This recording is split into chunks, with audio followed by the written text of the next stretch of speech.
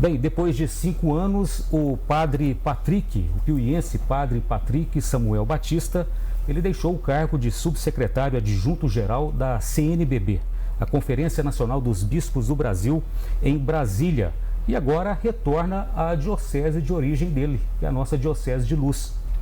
Ele vai assumir a paróquia de Nossa Senhora do Rosário, na cidade de Pimenta. Padre Patrick, é um prazer recebê-lo, senhor, aqui mais uma vez no Jornal da Onda. Uma honra tê-lo aqui com a gente, uma alegria muito grande. Seja bem-vindo. Muito obrigado, Edgar, querido Paulo, nossos ouvintes, aqueles que nos acompanham também nas redes sociais. Para mim é uma honra imensa estar aqui na bancada da Onda Oeste FM, nesse momento tão importante também na minha vida, na minha trajetória vocacional. Que bom, Padre Patrick. Então, o senhor está de volta, né, às suas origens. O senhor tem uma ligação muito forte, né, com a cidade de Pimenta ali. E conta pra gente como que estar de volta, como que se deu essa volta aqui à Diocese de Luz e especificamente para a cidade de Pimenta. Muito bem, Paulo. Então, em 2019, quando eu fui enviado para esse serviço em Brasília, a proposta inicial era de 4 anos de trabalho. E o ano passado, por ocasião da mudança da presidência da CNBB, o nosso bispo diocesano, em conversa com o presidente da CNBB, entraram em um acordo para que eu fizesse um processo de transição também, diante de diversos processos que estavam em curso.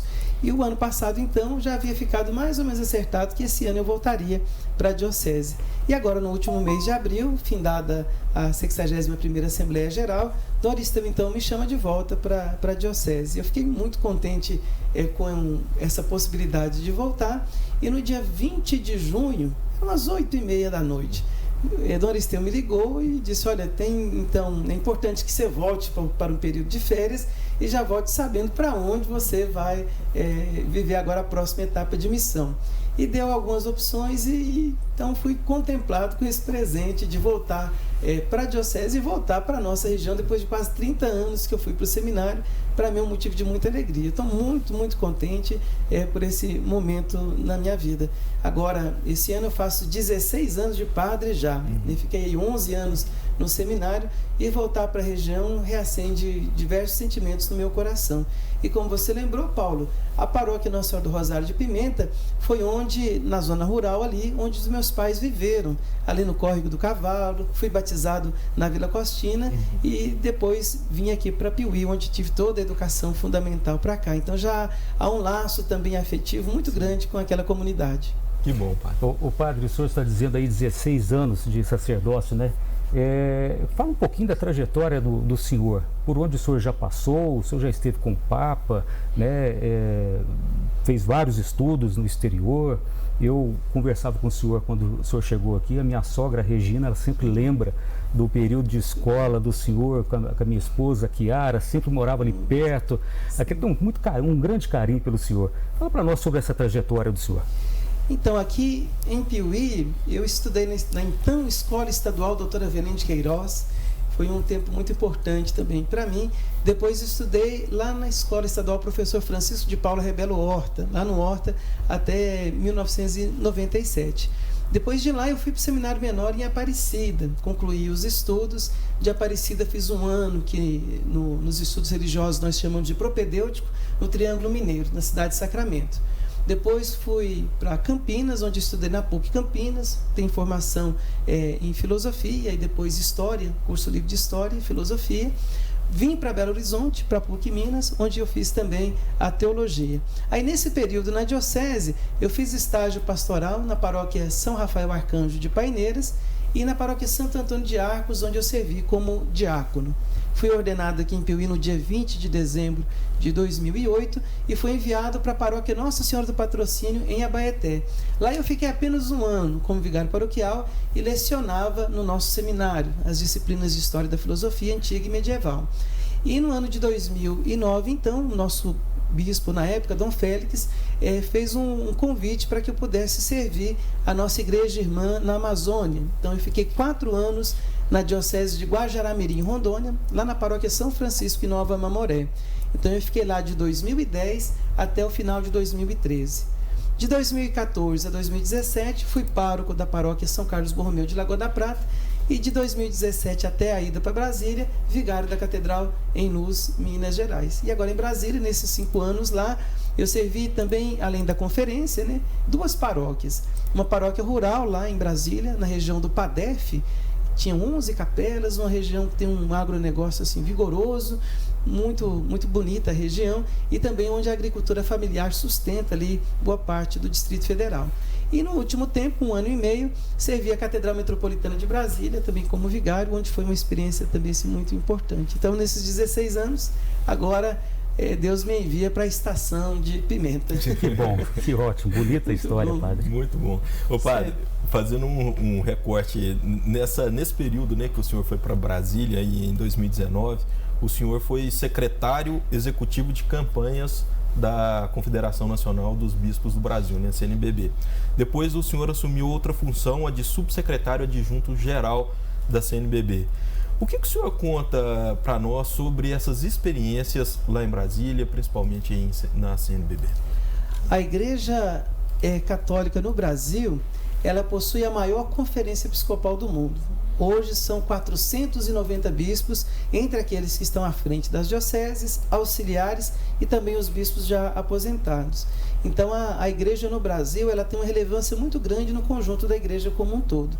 E esse serviço lá em Brasília me marcou profundamente justamente nessa experiência de conhecer a realidade da igreja no Brasil como um todo, o potencial pastoral de diversas comunidades de fé, e também a oportunidade de conhecer os diversos desafios em vários âmbitos também da igreja no Brasil.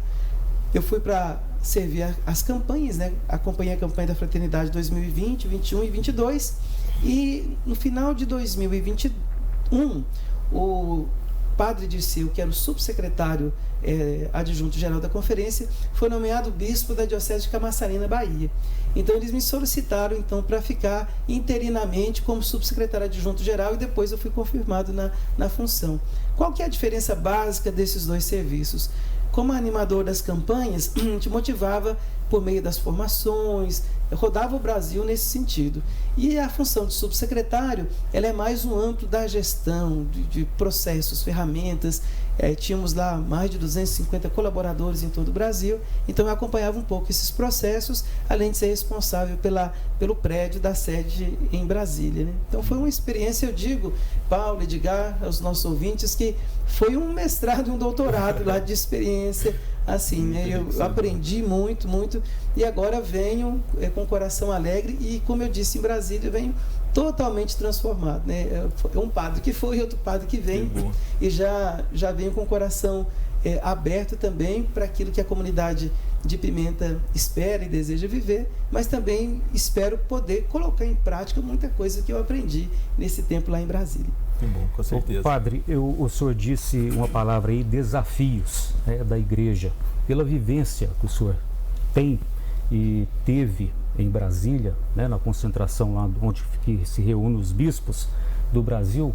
Do ponto de vista da fé, quais são os desafios que a igreja está enfrentando hoje nesse sentido, principalmente do ponto de vista do advento da informação rápida, instantânea, em que a tolerância está pouca, o ódio está aflorescendo do nada, as pessoas estão muito impacientes. O que o senhor tem a dizer em relação a isso?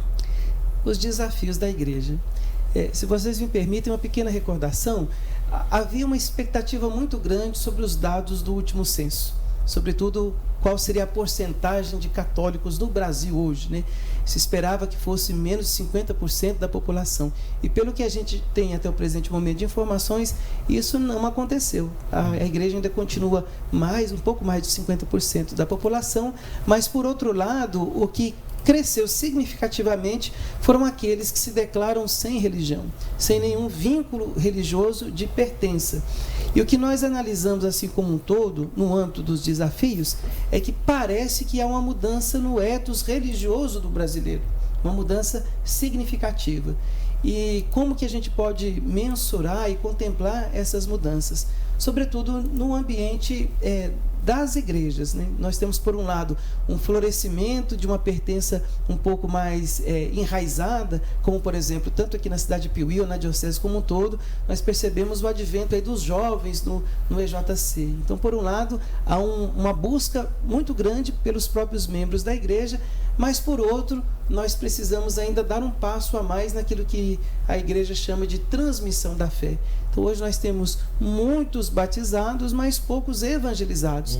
Então, a questão da iniciação à vida cristã, ela é fundamental. Então, voltar aos princípios, às referências e os critérios para a vivência da fé. E aí entra o nosso modo de relacionamento também com as pessoas, né? O Edgar lembrava muito bem para nós que nós vivemos aí tempos, infelizmente, de intolerância, de ausência de diálogo, de diversos conflitos. Parece que as pessoas estão um pouco assim, com menos paciência, menos dispostas a ouvir e escutar o outro. E eu penso que é uma oportunidade fantástica para o Evangelho.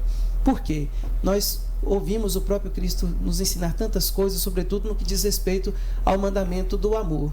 Então, quem ama jamais vai se fechar ao diálogo. Então, o diálogo é um compromisso de quem ama, o respeito, a tolerância religiosa. Isso é muito importante para que nós possamos abrir caminhos para que o Evangelho possa chegar. E como eu sempre costumo dizer, quando Deus habita a nossa vida, os nossos hábitos mudam. Então, o que eu penso que um dos grandes desafios no âmbito pessoal agora é que os cristãos possam abrir o coração à mensagem do Evangelho e atualizá-la hoje.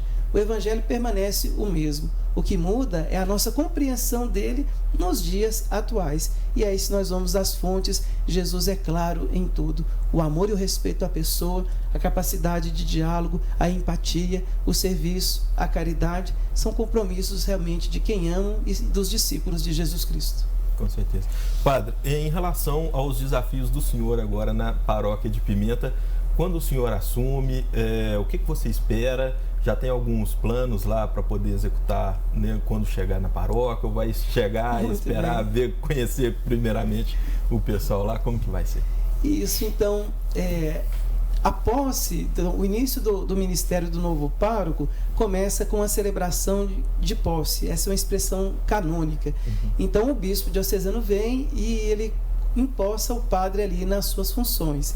A missa vai ser, então, no dia 3 de agosto, às 19 horas, na Igreja Matriz Nossa Senhora do Rosário, lá em Pimenta. Então, vem Dom Aristeu, Dom Ricardo Repes, que é o secretário-geral da CNBB, já confirmou presença, virão alguns padres, amigos também, e algumas pessoas lá de Brasília virão também para esse momento da posse.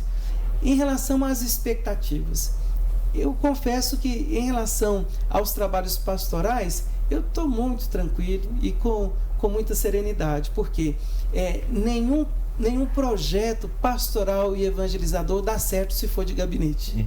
Então, qual que é a minha expectativa? De conhecer o povo, conviver com aquela comunidade e depois juntos darmos continuidade àquilo que muito bem o Padre Marco Ruas tem feito e tantos outros padres que passaram pela paróquia, e dando continuidade aos trabalhos, aí sim depois em conjunto planejar com aquela comunidade quais os próximos passos nós daremos em conjunto. Então, a palavra de ordem, são 3 palavras de ordem, na verdade. Eu acho que paciência, paciência e paciência. Para ouvir o povo e também servi-lo da melhor forma possível. E servi-lo também, e servir esse povo de Deus nesse contexto que a gente está vivendo, né? O Edgar também lembrava, Paulo, dos desafios no âmbito da tecnologia, né? 2024 vai ser conhecido como o ano da popularização da inteligência artificial. E isso impacta profundamente os nossos processos, né? Então, se nós pensamos de forma externa dos impactos da inteligência artificial, né, nos nossos processos tecnológicos, né, mas há um impacto também na pessoa humana. Então, como cuidar dessa pessoa para que ela faça um bom uso da inteligência artificial, das redes sociais e assim por diante. Então, eu espero que também lá em Pimenta, lá na paróquia, nós possamos considerar todo esse contexto, os desafios do mundo urbano, que estão presentes em todos os lugares, para que a gente possa evangelizar com clareza de pensamento e grandeza de coração. Que bom. Tá certo, padre. Muito bom recebê-lo aqui. Quero agradecer pela gentileza, né? Prontamente, quando foi convidado, estarei aí na segunda-feira.